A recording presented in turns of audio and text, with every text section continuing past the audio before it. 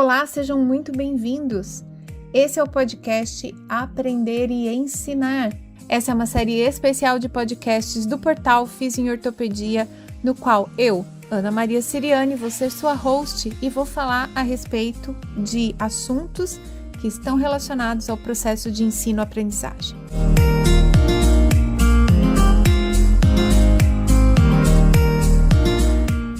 Você é estudante, professor ou você é um profissional de saúde que precisa continuar estudando para se manter atualizado.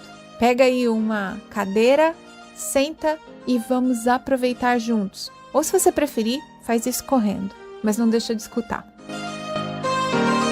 Olá, sejam todos muito bem-vindos, muito bem-vindas. Esse é o episódio número 45 do podcast Aprender e Ensinar. E se você está me ouvindo, você provavelmente já está em alguma das plataformas que disponibilizam o podcast do Fiz em Ortopedia, aproveitando esse conteúdo. Mas não se esquece, se você quiser me ver linda, parecendo um periquito, você pode ir até o nosso Facebook e aproveitar agora as imagens do nosso podcast. E aí, quem está assistindo no YouTube já está vendo que hoje estou com um convidado. Então, episódio número 45 vai receber, com muito carinho, uma prata da casa, professor Renato Soares, que eu convidei porque é uma pessoa que tem muito para contribuir com este tema. Hoje a gente vai falar a respeito do papel da extensão universitária na formação dos profissionais de saúde. E é lógico, como a gente é fisioterapeuta, a gente puxará a sardinha para a nossa brasa. Quero apresentar para quem não conhece, mas também dar as boas-vindas para o meu querido Renato. Renato, muito bom dia, muito boa tarde, muito boa noite. Seja bem-vindo ao episódio 45. Agradeço, Ana. Para mim é uma maior felicidade estar aqui com você, sabe disso. E estou aqui para ajudar da melhor forma possível nessa boa discussão aí. Sensacional. Queria dizer que esse episódio, eu queria ter gravado ele há muito tempo já, desde a sua viagem precursora para o Rondon. Mas aí o Fukuzawa fez um terror, disse que ele queria gravar um webinário com você para falar do Rondon só, não sei o quê, e ficou com o pé neste episódio. Então, Fukuzawa, nós tiramos o seu pezinho japonês e hoje a gente vai falar a respeito da atividade de extensão. E aí, gente, para quem não sabe, eu estou convidando o Renato porque o Renato é professor na Unital, na Universidade de Taubaté, curso de fisioterapia. E por lá ele tem feito várias iniciativas de atividades de extensão. A gente só vai botar aqui num contexto, atividades de extensão são aquelas prestadas pela universidade em interface direta com a sociedade. Então, por exemplo, as nossas atividades de estágio para a universidade são consideradas atividades extensionistas, porque ela está prestando um serviço para a sociedade local. A gente tem vários outros exemplos. O podcast Aprender e Ensinar mesmo é um podcast registrado como atividade de extensão na USP, sobre a minha coordenação. Então, eu estou aqui fazendo divulgação através daquilo que eu aprendo e trabalho na universidade. Então, para todo mundo, é considerado extensão. E tem várias outras atividades, e algumas a gente vai comentar. Agora, eu queria convidar o Renato para ele dizer por que a gente está falando disso. Parece que tem uma mudança aí de legislação, orientação para as universidades. Conta um pouco para o pessoal, Rê, o que é a tal da curricularização da extensão.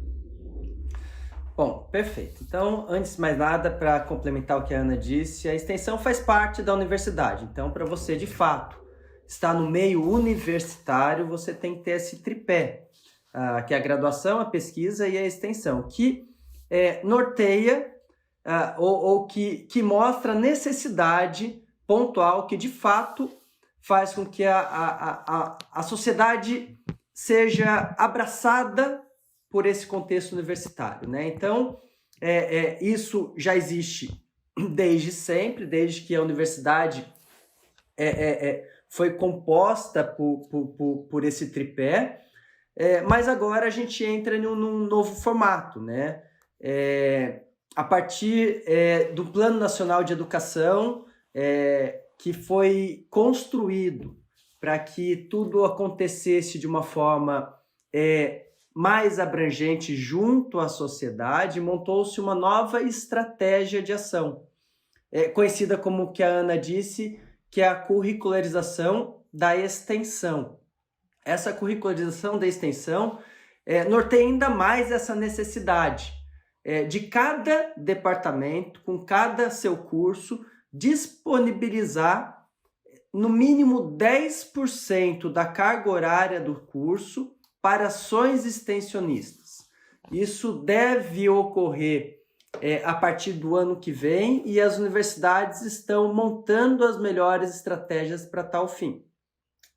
Bacana, ou seja, as universidades, centros universitários, que sempre foram pautados por desenvolver atividades no tripé ensino, pesquisa e extensão, já tinham algumas dessas atividades acontecendo, mas elas nunca foram consideradas parte formal do currículo dos estudantes. A partir dessa nova diretriz, elas viram 10% da carga horária total da graduação. Portanto, todo mundo vai ter que se mexer agora nessa nova perspectiva, inclusive as faculdades que não são centro universitário. Então, todo mundo vai ter que estar pensando em ter ações que contemplam a sociedade de maneira direta como beneficiário. Isso é fantástico, né, Ana? Claro. Porque agora, beleza, no contexto anterior, que ainda continua, tá? A Pró-Reitoria de Extensão tem a sua função em montar ações específicas, mas agora envolve outros aspectos. A graduação tem que se envolver com essa extensão, falar muito bem nessa linguagem e mostrar como ela vai montar a melhor estratégia para o seu alunado participar diretamente. Agora a gente quer, de fato, saber se o curso, na íntegra, olha que interessante, todos os alunos vão participar de ações extensionistas junto à sociedade. Então, até então, você olhava para projetos e programas de extensão, no qual alguns alunos participavam dessas ações. Agora, eventualmente. E agora não, agora a gente tem uma outra visão. Agora a gente está falando que, no futuro próximo, 100% dos alunos de graduação terão a experiência extensionista dentro da universidade. Isso é fantástico. Como parte daquilo que vai desenvolver habilidades clínicas, habilidades profissionais, as competências profissionais. E eu estava comentando um pouquinho antes da gente começar a gravar com o Renato, que isso também se tornou uma preocupação na pós-graduação estrito sensu. Então, a CAPES, já há alguns anos, vem pedindo para que a gente documente nos nossos relatórios de avaliação dos programas de pós-graduação quais eram as nossas atividades de interface direta com a sociedade, ou seja, geração de conhecimento ou pessoas que estão em formação para gerar conhecimento, trabalhando em contato direto com quem está fora dos muros da universidade. E agora, isso faz parte da avaliação dos programas, inclusive vai contar nota no futuro das avaliações que vão sair nos quadriênios aí para frente. Ou seja, todo mundo está sendo convocado nos diferentes níveis de ensino, pós-graduação estrito e graduação, a estar trabalhando com olhos para as necessidades de quem, de alguma forma, financia a pós-graduação no Brasil, porque todos os programas de pós são vinculados à CAPES, que é o órgão federal que regula. Então, eles consideram que parte das atividades da pós é propiciada pela existência desse órgão governamental e, portanto, vem incentivo, vem dinheiro do governo para isso, através de bolsas e outros benefícios. E a graduação também está sendo estimulada a incluir isso como meta na formação, objetivos claros que têm correspondência com as unidades de conteúdo, as experiências dos alunos de graduação. E é engraçado, né, Renato? Porque a gente vive duas realidades diferentes. O Renato está numa instituição de ensino superior privada, eu numa instituição de ensino superior pública. E a USP sempre foi muito bem reconhecida pela questão da pesquisa, mas é uma grande extensionista também. E Na verdade, Ana, aqui é um pouco diferente. Aqui é uma universidade pública, é uma autarquia Ah, é municipal. verdade, verdade. Olha que gafe. Desculpa. Explica para o pessoal.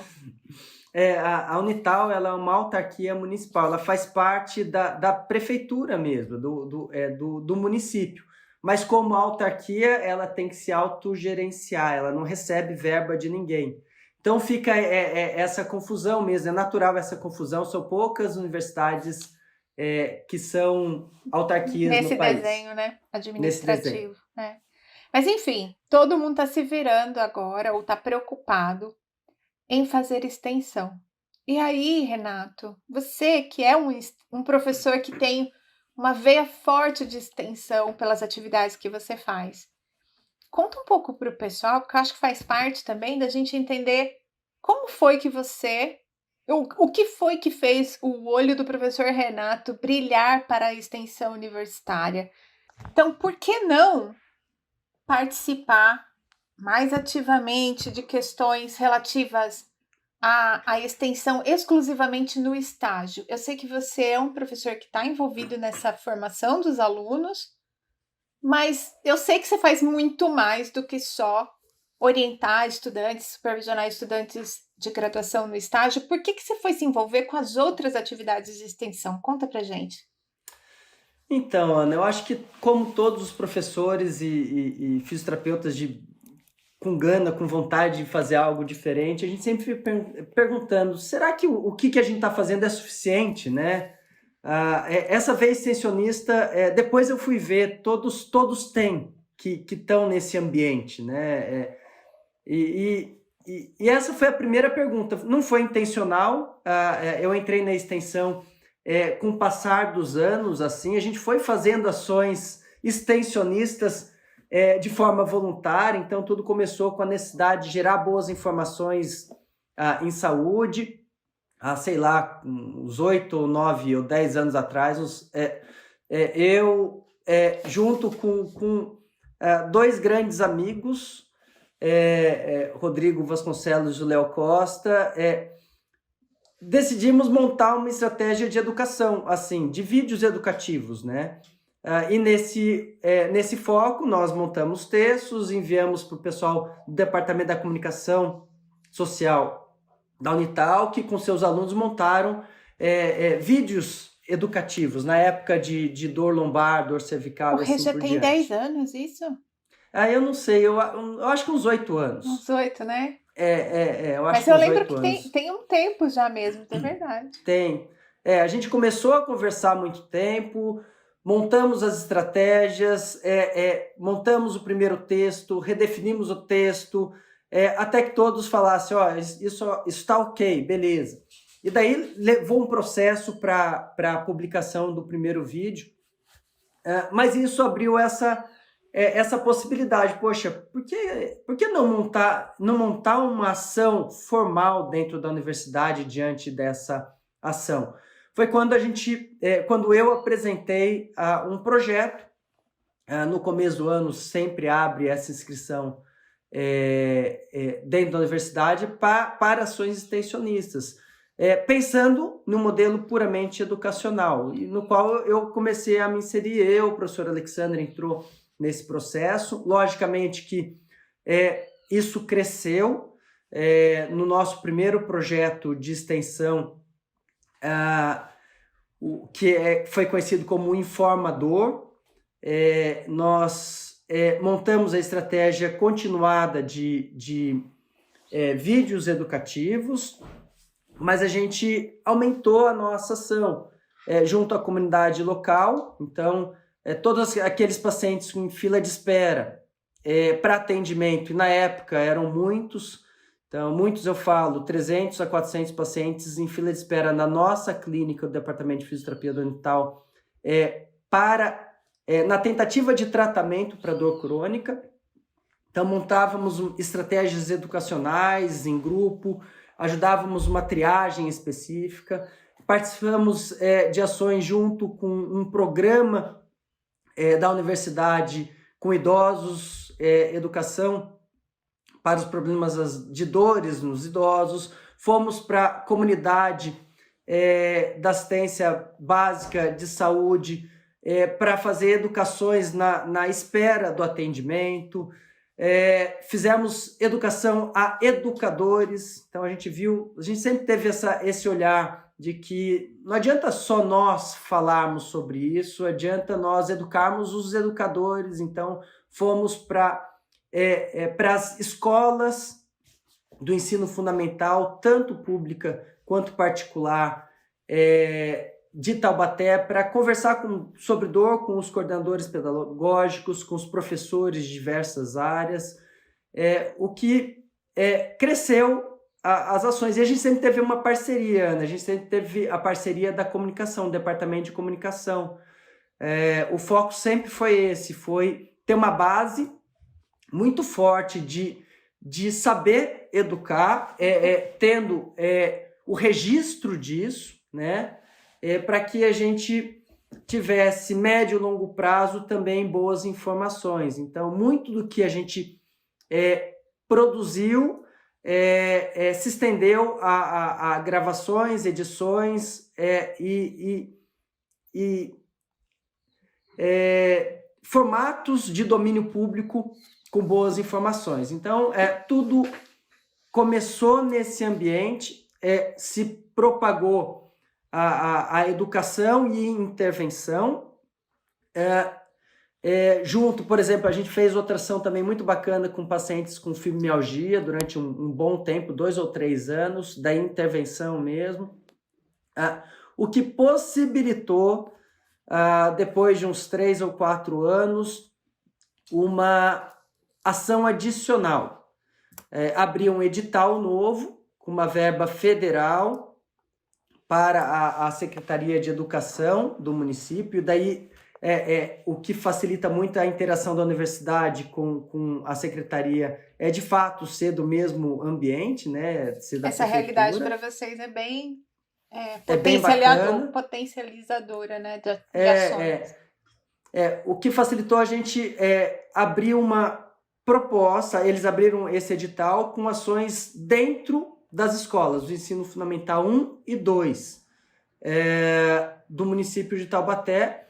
E a gente falou, poxa, mas como a gente pode montar essa estratégia de intervenção com escolares, né? A lógica foi, vamos seguir o mesmo modelo, mas em um formato dinâmico, livre, lúdico.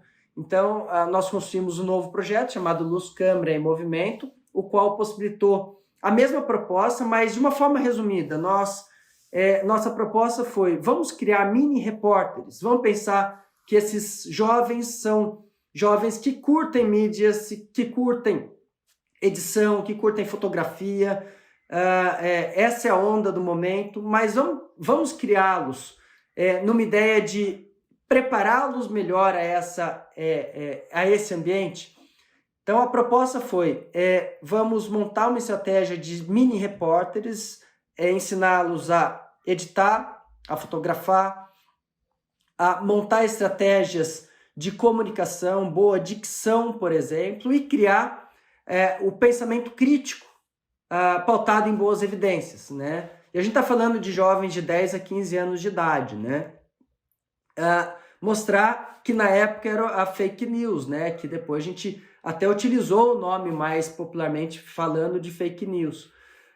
Até o ponto deles entenderem qual o papel deles como mini repórteres. E em cima disso, nós, por uma coincidência, colocamos temas específicos da área da saúde coletiva para eles desenvolverem temas, dentre eles a dor. Então, essa é a história do meu envolvimento com projetos de extensão, que vão em vários âmbitos e que tem construído muita coisa bacana dentro da nossa realidade.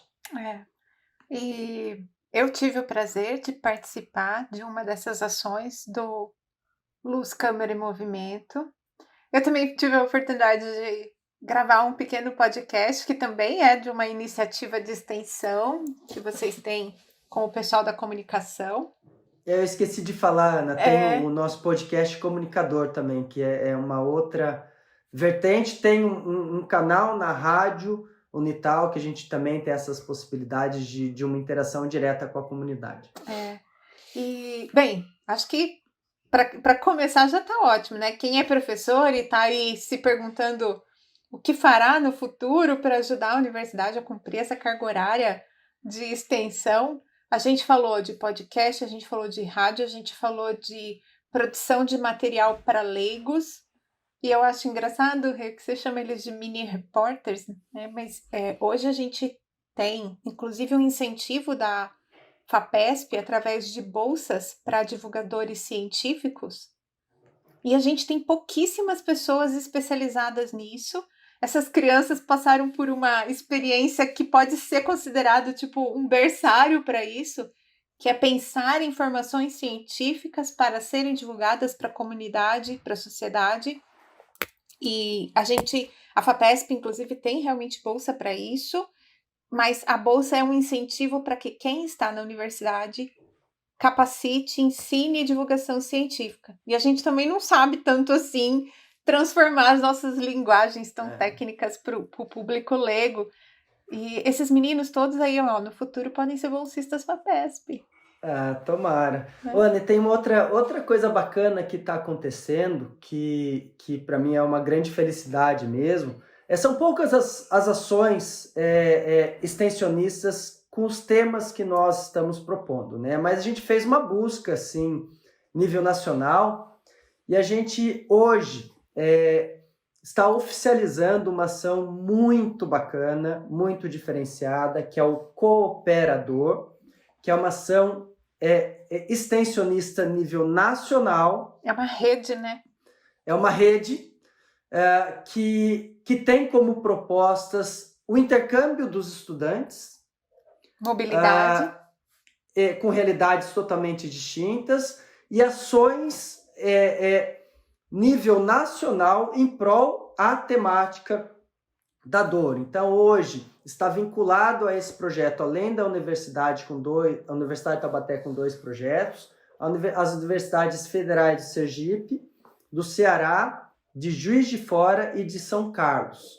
Então, hoje é um grupo grande de professores universitários com seus alunos envolvidos em um projeto muito maior, extensionista, com essa rede mesmo, né? Então, há 15 dias atrás, nós fizemos a nossa primeira reunião de equipe, com muita gente, Ana, foi um evento muito legal, no qual todos os grupos mostraram as suas ações e que favoreceram esse amadurecimento interdisciplinar entre as universidades e entre os docentes e discentes, para que a gente comece a construir ações de cooperação mesmo. Então, algo que já está acontecendo e que eu vejo como um grande futuro de ação intervencionista nível extensão em prol da comunidade. Então, algo muito bacana que está acontecendo. Incrível. Então, ó, preste bem atenção. Se você é professor e está fazendo atividades de extensão com temas sobre dor, então, se você tem um ambulatório especializado, uma produção de conteúdo para leigos, um perfil de Instagram que use a participação dos estudantes, inclusive, que esteja vinculado à universidade, que seja realmente caracterizado como atividade de extensão, ou outro, se você tem um jornal de divulgação para profissionais de saúde, mas que estão fora da universidade, se você está fazendo eventos científicos, capacitando profissionais fora da universidade, cursos de curta duração, atualização, se você está trabalhando com essa temática, você pode, então, fazer contato com o Sr. Renato para entrar para essa rede colaborativa de extensionistas, porque, afinal de contas, todas essas são atividades de extensão. E aí eu também estava comentando aqui, né, Renato, antes da gente começar, porque a universidade, pensando universidade, as obrigações que a universidade tem, ou os centros universitários têm, para serem chamados de universidades e centros universitários, uma das coisas que vai fazer é extensão.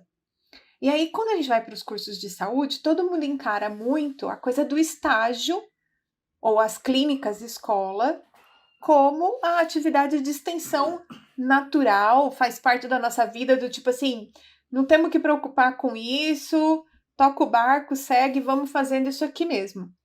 Só que você é uma pessoa que faz atividades de extensão muito para além da coisa da clínica. Como que você vê essa coisa da curricularização dentro desse ponto de vista? Você acha que a gente vai realmente ter esse movimento de mais instituições fazendo coisas de prestação de serviço à comunidade, à sociedade?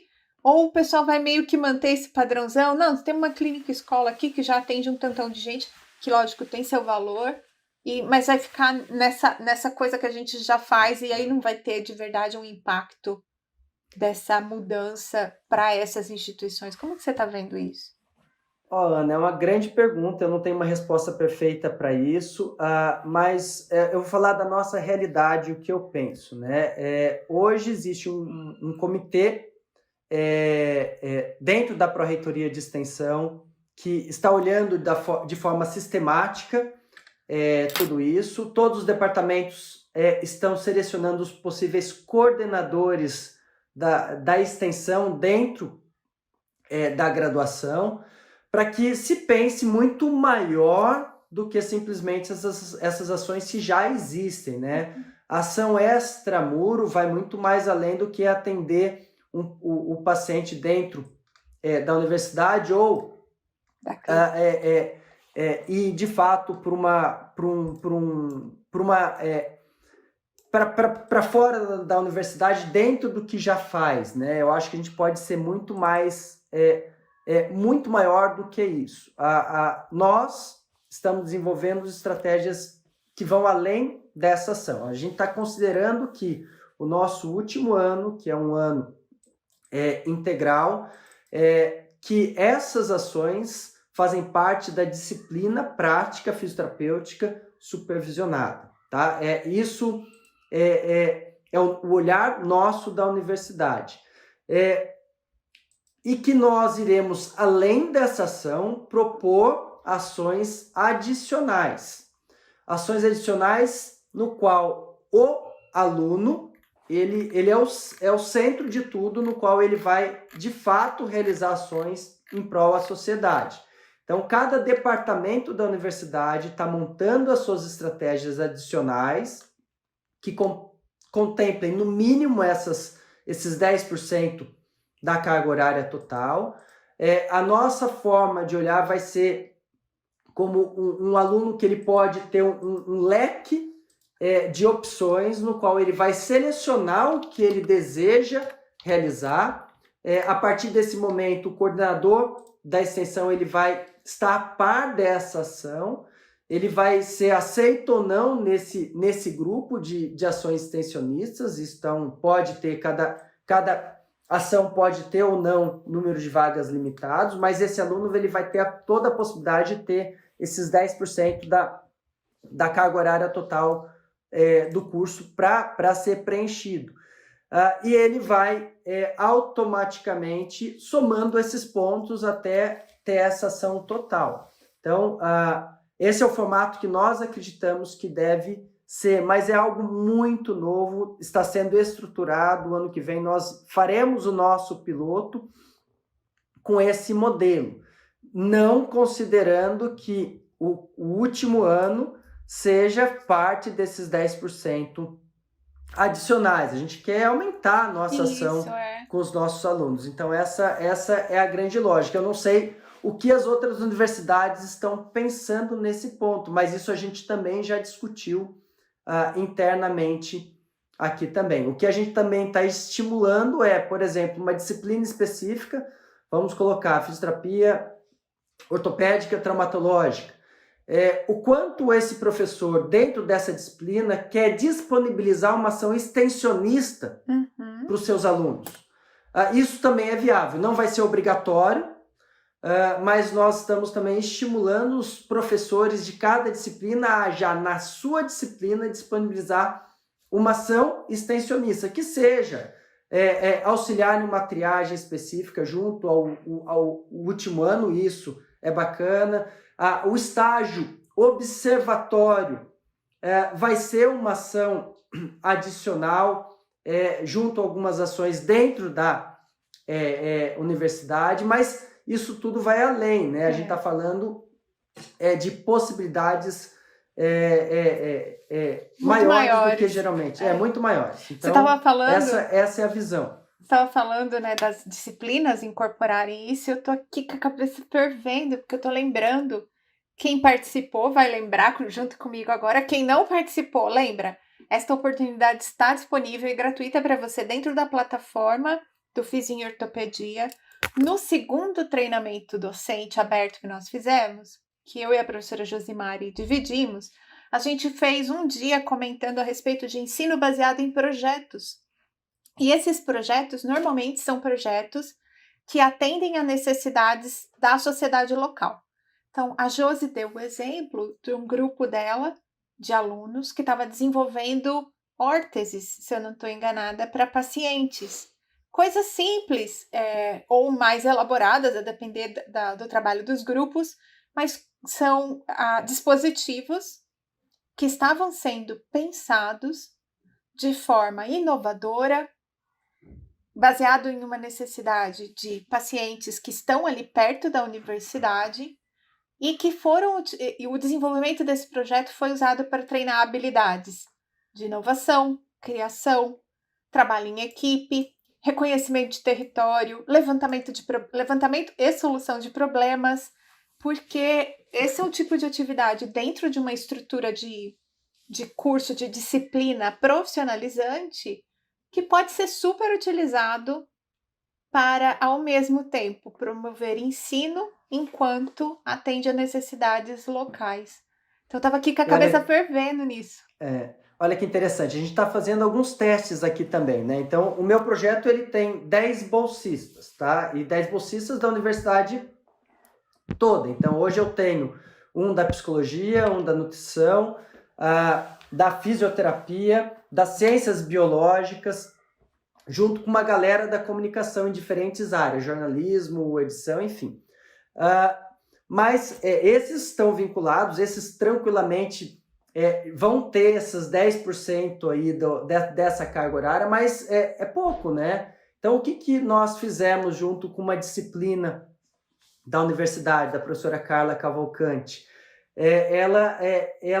Nós juntamos grupos de alunos da disciplina dela e colocamos eles no nosso projeto.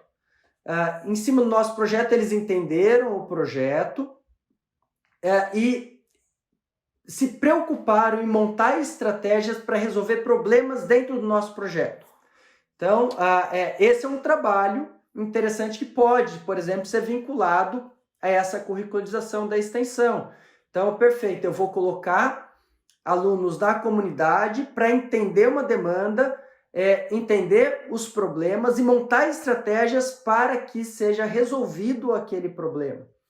Colocar, de fato, o aluno junto à realidade mesmo, né? Sair do casulo, do processo de aprendizado puramente para tentar resolver problemas específicos. E lógico, o grupo que foi para a gente foi muito bacana. Eles montaram uma estratégia de educação muito legal, montaram uma gincana, mostraram começo, meio e fim, por meio do documento, e entraram de forma direta a uma realidade da comunidade. Muito legal. Muito incrível. E você sabe que eu estou pensando aqui, essa coisa, quando a gente fala currículo, a gente está falando de desenvolvimento de habilidades específicas. Então, desenhar um currículo é você olhar para objetivos terminais no egresso, o que a gente quer que o egresso faça. Então, por que trazer a extensão para dentro necessariamente do currículo? E aí, quando a gente olha as diretrizes nacionais curriculares, ou mesmo os modelos internacionais de desenvolvimento de habilidade em profissionais de saúde, e aí quem está aqui acompanhando o podcast há mais tempo já conhece, eu já falei disso antes, a gente tem lá as habilidades de profissionalismo, comunicação, colaboração, defesa do sistema de saúde, liderança e educação, como as grandes habilidades ou competências que profissionais de saúde devem ter. Eu consigo ver oportunidades de extensão, desde que bem desenhadas, né, desenhadas de maneira intencional, trabalhando todas essas competências enquanto o estudante está num lugar que é fora da clínica escola. Pode ser dentro da clínica escola, mas também fora da clínica escola. Por exemplo, eu vou dar uns exemplos de atividades de extensão que a USP tem. Museu. Nós, inclusive, da fisioterapia, temos recolhido aí, guardado em algum lugar, que eu não sei onde é que está, vários objetos, vários equipamentos, coisas que a gente usava na nossa clínica na época que a clínica era dentro do hospital. A própria medicina tem um museu que guarda coisas da história, do desenvolvimento da medicina aqui. Essas atividades vinculadas à documentação e história das profissões, isso é uma atividade de extensão importantíssima para contar a história de todas as profissões e que os nossos estudantes podem participar. As atividades de rádio, que basicamente, né, assim, é lógico, cada universidade sabe a estrutura que tem e tudo mais, mas não é uma coisa cara nem difícil de ser feita. Atividades pequenas, pontuais, inclusive em parceria com rádios locais, ter lá um pequeno programa para divulgar boas informações de saúde. Essa é uma outra atividade. Projetos diretamente relacionados às comunidades mais próximas. Então, praças, grupos de exercício na praça, grupos de prevenção de queda, coisas que a gente já faz, mas, de novo, tentando aproximar o estudante de uma realidade local. E aí, para ser intencional, ao invés de ser algo que a gente, como professor, desenha um programa, coloca lá uma estrutura com as aulas que a gente acha que tem que ter, com a educação que a gente acha que tem que ter, os estudantes vão a campo, interagem com essas pessoas, perguntam as necessidades, levantam os problemas, trazem de volta para um local na universidade onde isso vai ser discutido, onde a gente vai ter o controle daquilo que vai sendo produzido, o controle não no sentido de vigiar o que os alunos estão fazendo, mas no sentido de guiando para que, de novo, as melhores informações científicas sejam disponibilizadas para o público leigo.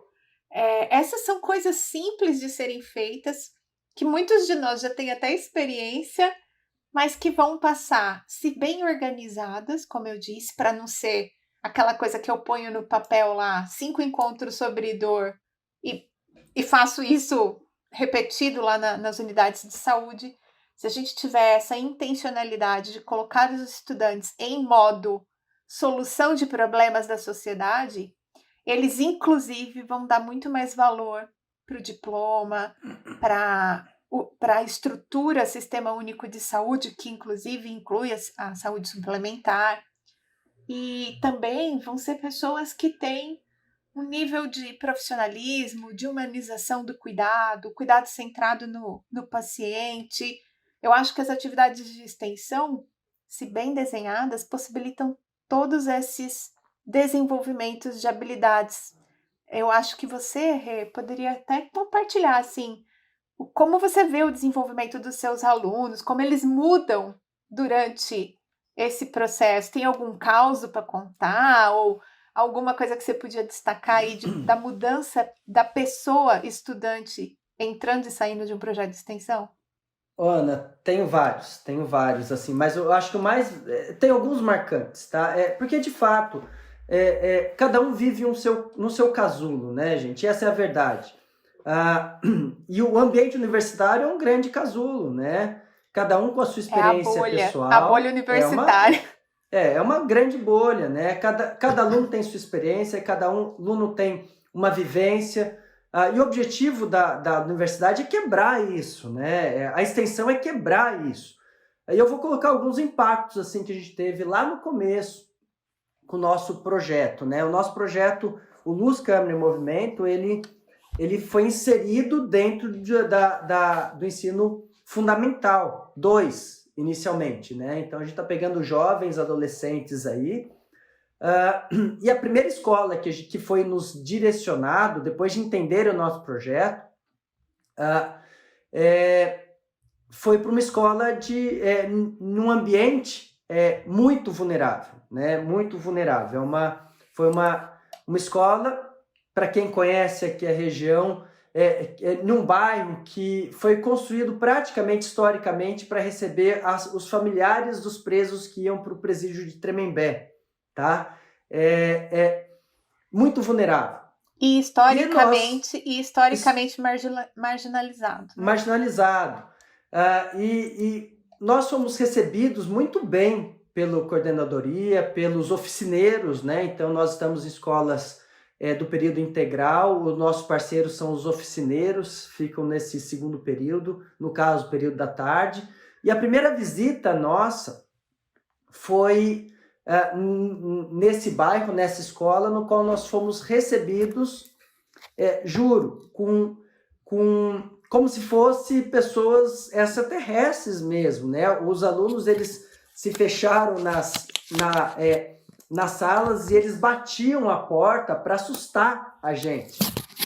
Então, foi um ambiente interessante para mostrar para os alunos e para todos os envolvidos aonde nós estávamos sendo envolvidos, e que criou-se um mecanismo de autoproteção desse grupo de jovens junto a uma comunidade que está chegando ali que eles não conheciam. Então, foi algo interessante que fez com que, com o passar do ano, quebrasse totalmente essa visão, né? Então, o último dia dentro da escola foi fantástico. A escola parou para apresentar os projetos que no final a gente termina o projeto com um curta-metragem feito por cada grupo de alunos, muito bacana o curta-metragem, numa convivência muito legal. Então, essa foi uma experiência muito bacana, assim, que mostra que existiu uma quebra de hiperproteção existente, assim, natural, e que foi muito legal. Outra foi uma realidade de uma outra escola, no qual nós fizemos uma atividade de fotografia. Então, eles precisavam aprender a fotografar com o celular mesmo, mas fazendo enquadramento, com uma aula do professor de fotografia da universidade, que foi muito legal a aula, e a tarefa era fazer fotos do que representava a vida deles, né, no dia a dia. Eu lembro dessa. E é muito pesado, assim, porque as fotos eram um com um revólver na cabeça do outro, o outro sendo atropelado e morrendo, e assim por diante. Ou seja, eram realidades muito distintas daquele grupo de alunos que foram visitar. Então, é um impacto real, de uma necessidade no momento certo do graduando, e que fez com que o projeto tomasse caminhos para facilitar esse reconhecimento, né? A gente fez um mapa mental outra vez sobre o sofrimento. Então, depois da conquista desses alunos, depois de uma parte de uma ação bem legal, lúdica, depois de uns 3 meses de ação, a gente faz um mapa mental para ajudar a direcionar as estratégias de educação. E a gente pergunta, olha, para você o que é sofrimento? Nós queremos que eles cheguem na dor física, emocional, mais física, para a gente entender os mitos sobre essas dores nas costas, enfim. Mas eles falam de tudo, né? Eles falam de ansiedade, depressão, com palavras fortes. Então, mostra-se o quanto importante é reconhecer dentro daquele perfil, e a gente está falando de jovens, qual é a realidade deles, né? E por último, tem outra visão muito legal também, que agora é a visão da sociedade, né? Então, o que nós conseguimos fazer foi levar essas crianças, esses jovens, de um bairro até outro bairro dentro da própria cidade, para conhecer a universidade, num ambiente mágico. Então, eles fizeram ações dentro do estúdio da televisão, do estúdio de rádio, do estúdio de fotografia. Imagina, eles se sentiram na Globo. E de fato, o ambiente é muito legal, Mas olha que interessante, eles entraram na van, e antes de chegar na escola, a gente acompanhou eles, né, junto com o oficineiro da escola, o responsável legal por eles naquele momento. A fala deles era: a gente tá indo aonde? Isso é outra cidade? Tio, eu quero morar aqui, porque aqui tem esse negócio, esse arzinho é gostoso. E a hora que eles entram naquele ambiente, aquele ambiente de fato muda a vida desses jovens, né? Então a gente está falando muito, muito além de uma educação sobre um assunto específico, muito além de uma visão crítica sobre determinado tema. A gente está falando de autoestima, né? Eu posso. E daí muda a visão do contexto da ação extensionista, né? É muito maior. É muito maior. Eu lembro que a primeira conversa com o responsável na Secretaria de Educação por selecionar os projetos que iriam acontecer dentro da escola, a fala dessa profissional, eu nunca mais esqueço disso, foi: olha, Renato, você pode propor o que você quiser aí. Parece legal isso, mas eu acho que esse negócio de dor, não sei qual que é essa pegada, não. Deu falar: não, professora, os números mostram que de fato a gente precisa discutir. E ela quase não ligava porque eu falava. Ela falava assim: olha, por favor, coloque no seu objetivo melhorar a autoestima dessas crianças. Se você conseguir fazer com que isso aconteça, você nunca mais vai sair das escolas. E, de fato, eu entendi que o projeto é muito mais do que educar sobre ação específica, gerar a visão crítica sobre o mundo, sobre a sociedade. A ação extensionista é muito maior, de fato aproximar, é de fato agregar, é de fato mostrar que existe um futuro para todos os lados. Eu tô aqui pensando, né? A gente tá já com uns 40 minutos de episódio. Eu vou até confirmar, porque eu já tô até emocionada. 47 minutos de episódio. E aí, o que eu queria falar? Que eu tô pensando aqui. Primeiro, o potencial de fazer atividades interprofissionais quando você tá dentro de centros universitários e universidades. Ou mesmo em convênios, em parcerias. Para quem não tá nessa realidade multiprofissional. Que é uma coisa que está fora da estrutura curricular de graduação tradicional, formatadinha. Nossa, a gente só vai ter contato com outros profissionais, talvez, quando a gente está no estágio, que tem lá uma enfermeira, tem um médico no ambiente de estágio, mas a maior parte da nossa formação, ela é dentro da própria profissão. Então, a atividade de extensão já possibilita um contato mais precoce, inclusive, com ações multiprofissionais, interprofissionais. Outra coisa que eu acho interessante do que você falou agora, Renato, é o quanto que ir para o extramuro, o quanto que fazer ações na atividade não tornam a universidade algo que é real e palpável para uma sociedade que, no caso das nossas instituições que têm algum financiamento público, o quanto que isso é irreal para muita gente. O quanto que as pessoas ouvem falar da Universidade de São Paulo, mas não sabe de fato o que estrutura é essa, ou acha, como a minha mãe achava, e eu vou compartilhar isso com vocês agora. Quando eu disse que eu ia prestar FUVEST, a minha mãe falou o seguinte: só passa filho de político. Era o que a minha mãe achava, e minha mãe não era uma pessoa ignorante, entendeu? Então, assim, não era uma pessoa sem formação, de uma classe social tão mais baixa, que não pudesse discernir que a universidade tinha um vestibular, mas as pessoas entravam nele. Não tem vaga só para filho de político, tem muito mais vaga do que filho de político, inclusive. Mas você vê, se a minha mãe, há 20 e poucos anos atrás, tinha essa ideia, imagina hoje, em que a gente tem discrepâncias sociais ainda mais marcadas, né? Outra coisa é a coisa do sentido de servir e devolver à sociedade. Os nossos estudantes aprenderem com os exemplos dos professores durante a formação a importância de servir e devolver à sociedade, independente da sua instituição ser pública ou privada. O quanto que a gente está ali, e quem viveu o começo dessa pandemia vai lembrar, a gente inclusive foi convocado aí a preencher formulário para se oferecer para trabalho voluntário para o governo federal, numa situação de emergência sanitária. Então, é importante o estudante, de novo, independente de ser ensino superior, público ou privado, entender o sentido do que é ser um profissional de saúde, em termos de servir e devolver à sociedade.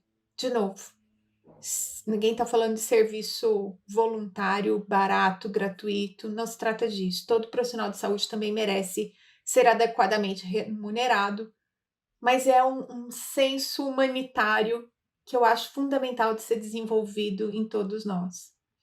E por fim, que é uma coisa que eu acho muito importante, que é quando a gente fala de financiamento, importância da universidade, da ciência. Quando a gente não conhece uma pessoa que está na universidade, a gente não imagina a possibilidade de estar na universidade. Quando a gente não conhece alguém que é um pesquisador, a gente não entende que universo é esse. Nós não estamos falando de ler artigo científico. Nós estamos falando de quem são os pesquisadores, onde vivem, do que se alimentam. Quando a gente sai da universidade em atividades de extensão, a sociedade nos vê, nos conhece. E aí você não é mais uma cota do imposto.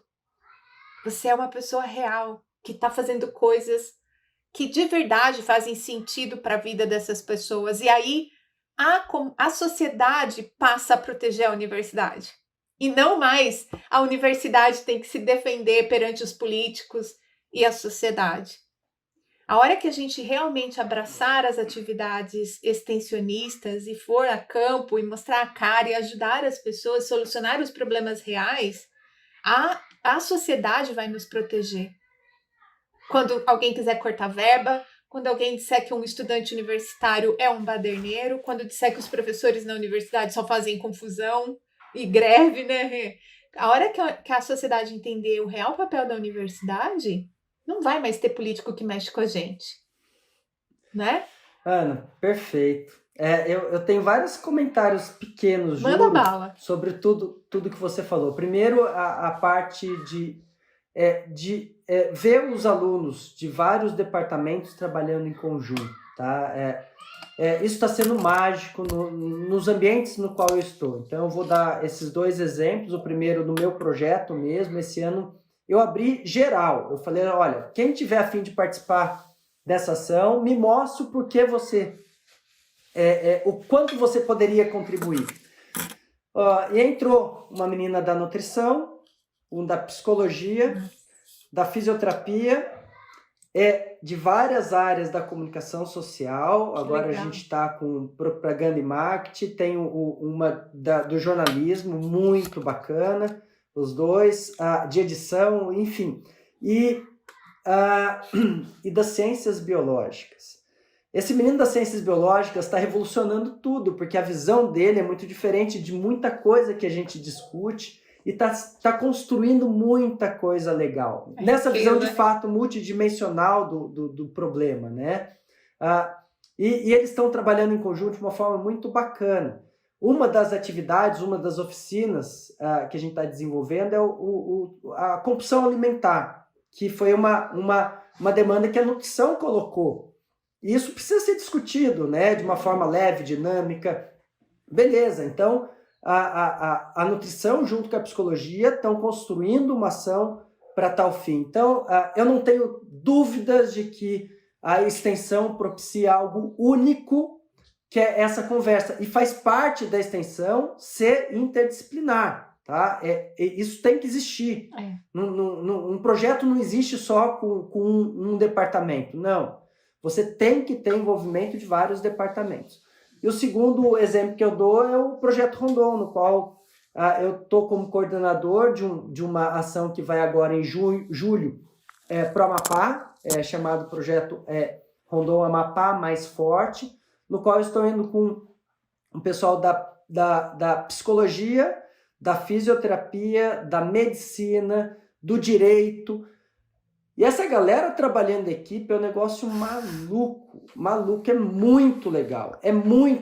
Então, são formações distintas, mas numa visão tão bacana. Eu tenho aprendido muito com relação a isso. Então, esse é o primeiro ponto. Eu não tenho dúvida que a extensão, o grande diferencial é esse facilitador de trocas entre os departamentos, e a gente não está falando só de aluno, né? Eu tenho uma assessoria do departamento de pedagogia, de psicologia, de nutrição, a gente conversa sobre isso. A professora Melinda da UFSCar ofereceu os professores do projeto dela para participar da construção das nossas oficinas. Então, a gente já montou uma estratégia da professora de psicologia olhar para os projetos, as oficinas que nós estamos montando, que é uma grande dificuldade nossa. Como eu vou desenvolver algumas ações esse ano com crianças de 10 anos, a gente quer escutar opiniões.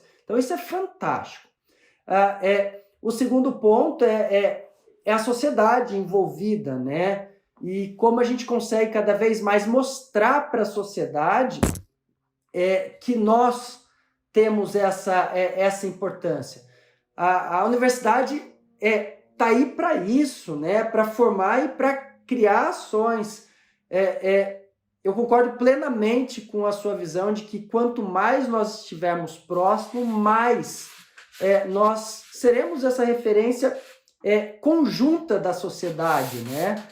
A gente tem aqui, eu acho que outras universidades também têm, que é o Fórum Extensionista. O Fórum de Extensão é uma ação da universidade, não de discussão entre os extensionistas, não, uma discussão com a comunidade. Então, a comunidade, junto com as suas lideranças, são convidadas a participar desse fórum, no qual, após o término do fórum, se cria a carta do Fórum de Extensão da universidade.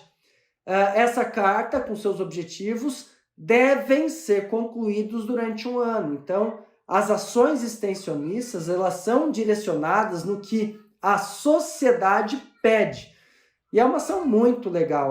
Esse fórum vai acontecer no próximo mês também aqui na universidade, e isso é uma riqueza gigantesca. A gente quer escutar as lideranças do que, de fato, nós podemos contribuir de forma real numa conversa direta e construtiva, numa carta para tal fim. Então, esse também é uma ação muito bacana que se mostra que cada vez mais a extensão tem que ser valorizada, e eu acho que esse é um formato interessante em prol da sociedade. Ai, gente, se você não está inspirado, não está inspirada, eu não sei onde é que está seu coração nesse momento. O meu está repleto de boas inspirações. Rê, queria te agradecer muito. Pessoal que está terminando de escutar esse episódio junto com a gente, o Renato tá convidado, né? Não é convidado, não, Covid mesmo, tá Covid, veio gravar esse episódio comigo, meio fungando ainda. Rê, queria te agradecer muito. Peço desculpa. Queria agradecer muito porque eu não tinha com quem conversar isso sem esse brilho no olho, sem essa paixão, que não fosse você, para esse episódio número 45. Por favor, suas palavras finais, sua despedida, para a gente ir concluindo, deixando esse gostinho de quero ser extensionista. O que você deixa aí de mensagem para a galera? Ana, eu espero que vocês tenham entendido essa missão da extensão, né? E a importância da curricularização da extensão. Então, caso você seja um docente, aproveite essa hora para montar as melhores estratégias. Legalmente, a universidade vai mudar. Proponha ou participe dessas ações. Você, como aluno, entenda que cada vez mais você pode participar das extensões. Então, procura uma pró-reitoria, a sua pró-reitoria de extensão, entenda o que hoje existe. Às vezes, os alunos passam batido na universidade e nunca ouviram falar sobre as ações extensionistas. Existem, ache o seu lugar ali e aproveite isso, porque depois do bichinho picar você, eu acho que você não sai mais disso, né? Eu acho que essa é a lógica. Só para os alunos não esquecerem, não só existem, como há incentivo financeiro de bolsas, né, Rê? Muito aluno não sabe disso, mas pode inclusive ser bolsista e ter aí um incentivo para se envolver nessas atividades. Hoje existe ação voluntária, mas, por exemplo, no meu projeto eu tenho 10 bolsas para os nossos alunos aqui, então, vindo da prefeitura, né? Então, essa é a troca que existe com a prefeitura. Rê, muito obrigada de novo. Gente, se você gostou desse episódio, pelo amor de Deus, não deixa de fazer um comentário ou no YouTube ou no post que sai no @fisioortopedia lá no Instagram. Se você quer dividir com a gente alguma atividade de extensão que é feita na sua universidade, que é significativa, que você experimentou, que você é o coordenador, comenta também lá no @fisioortopedia. Eu e o Renato, a gente vai ler, a gente vai estar acompanhando. A gente quer conhecer outras atividades de extensão que envolvem alunos e como elas impactam na formação desses estudantes, porque, de novo, não é só ir à sociedade para fazer atividades, é também incluir isso na formação do estudante. E se você é só um aluno, não está envolvido em extensão, não vai conseguir fazer isso agora, aproveita, clica aí, sem dó, não cai o dedo, manda esse episódio para mais gente, manda para os seus colegas, manda para os seus professores, seus ex-professores. Vamos fazer essa convocação em prol das atividades que aproximam universidade e sociedade, porque tem muita coisa boa para acontecer nessa interação. Rê. Ana, mas uma dica para os docentes que querem fazer algo, mas não sabem como também, ou acham que, mas isso pode não acontecer na universidade, entre em contato, porque a gente também ajuda a montar, isso faz parte do objetivo do nosso projeto, é ajudar novos projetos a serem estruturados e entrar nessa parceria aí, ou nessa cooperação nacional. Fique à vontade também, não fiquem tímidos. Muito obrigada. Gente, é isso. Fim do episódio número 45. A gente se encontra no episódio número 46 do podcast Aprender e Ensinar. Então, até o próximo episódio. Beijo para todo mundo.